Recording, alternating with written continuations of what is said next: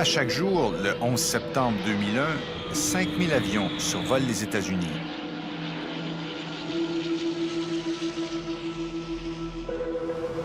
Peu avant 8 heures ce matin-là, les 4 avions de ligne avec les terroristes décollent.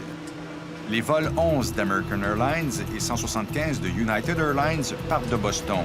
Le vol 93 de United Airlines quitte Newark. Le vol 77 d'American Airlines décolle de l'aéroport de Dulles, en banlieue de Washington. Tous ces appareils sont suivis sur le radar de l'Administration fédérale de l'aviation.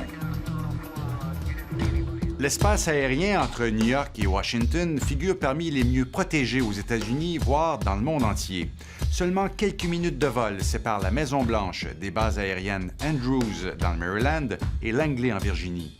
C'est là qu'attendent des chasseurs F-16 et F-18 prêts au combat.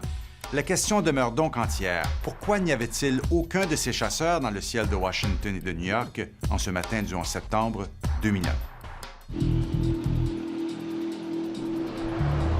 À 8h14, le vol 11 d'American Airlines ignore l'ordre de changer d'altitude.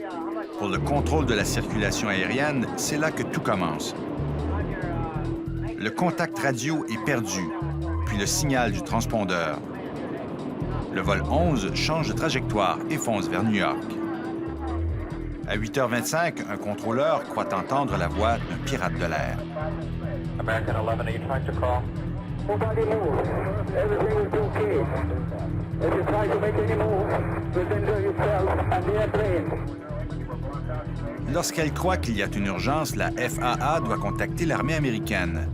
Mais les enregistrements de la radiocommunication du 11 septembre révèlent que cela n'a été fait que 8 minutes avant que le deuxième avion frappe la tour nord à 8h46. Trop tard pour faire décoller des chasseurs pour l'intercepter. C'est tellement hors de l'ordinaire que ce n'est même pas plausible. David Ray Griffin, un des Truthers, conteste la version officielle et a écrit plusieurs livres sur les événements du 11 septembre. Supposons qu'ils aient laissé passer un premier avion. Mais le deuxième, alors qu'une tour du World Trade Center a déjà été frappée, ils n'auraient pas prêté plus d'attention au vol 175? Après la première attaque, 2 chasseurs F-15 décollent d'urgence du Massachusetts. Ils sont en vol à 8h53, au moment même où le contrôle de la circulation aérienne tente d'entrer en contact avec le vol 175, qui dévie de sa trajectoire et s'approche de New York.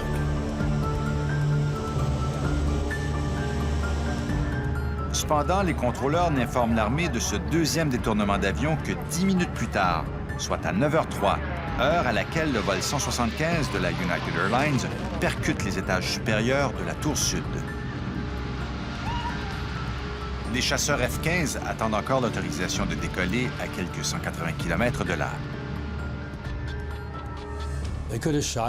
Ils auraient pu détruire cet avion en plein ciel, d'autant plus qu'un autre avion, soi-disant détourné, avait déjà percuté une tour.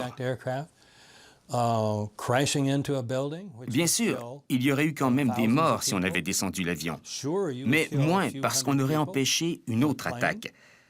Et ça, ils auraient eu amplement le temps de le faire. Mais ce n'est pas arrivé. Le 11 septembre, Barry Zwicker, commentateur de nouvelles à Toronto, regardait en direct ce massacre à la télévision en se demandant pourquoi l'armée de l'air n'intervenait pas. Je me disais, que fait l'armée de l'air américaine? Je m'énervais de plus en plus. Ma femme m'a dit, pour l'amour de Dieu, calme-toi. Mais c'était impossible.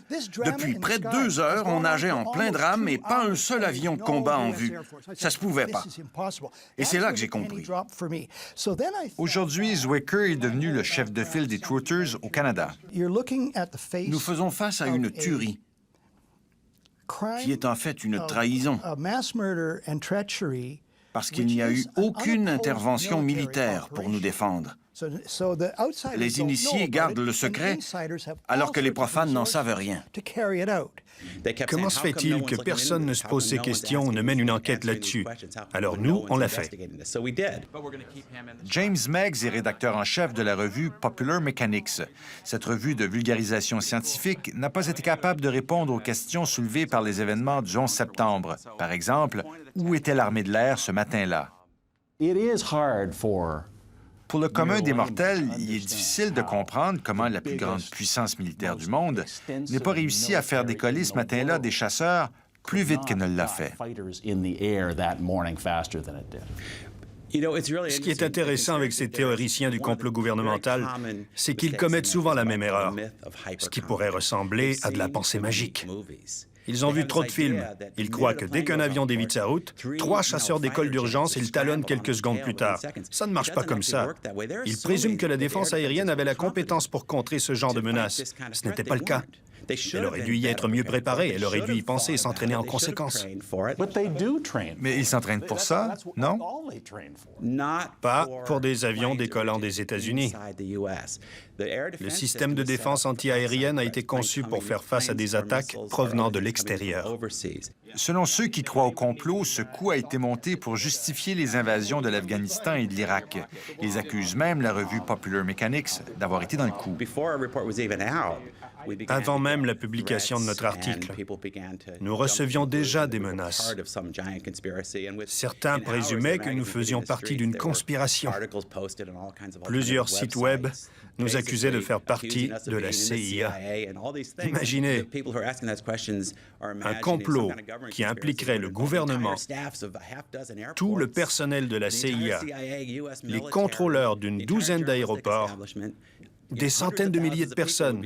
C'est impossible, voyons.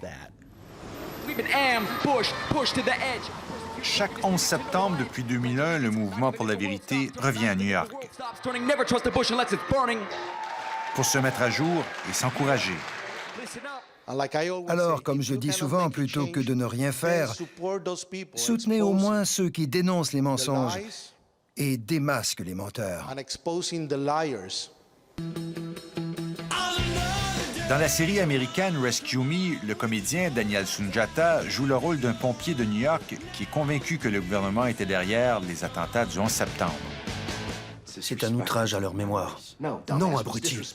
L'outrage, c'est de croire à la version officielle du 11 septembre, comme 99,9% des gens de ce foutu pays. Moi, j'honore la mémoire des victimes. J'honore mes frères en posant des questions. Daniel Sunjata affirme que c'est en faisant des recherches pour son rôle qu'il est devenu un truther. Pour beaucoup de gens, il est impossible d'imaginer que leur propre gouvernement soit capable d'une telle trahison, qu'un petit groupe au sein du gouvernement puisse commettre des actes criminels et être responsable de la mort de civils américains, tout ça pour des raisons géopolitiques. Craig Reinke, un membre du mouvement, croit connaître les causes de la destruction du Pentagone lors de ce fameux matin du 11 septembre. Seuls des témoins oculaires ont vu ce qui s'est passé. Aucun vidéo de l'attaque sur le Pentagone n'a été rendu public. Il y a très peu d'images sur l'attaque du Pentagone. Le matériel des caméras de surveillance de l'édifice a été classé secret par la défense américaine. Ils n'ont fourni qu'un court extrait vidéo qui ne nous aide guère à y voir clair.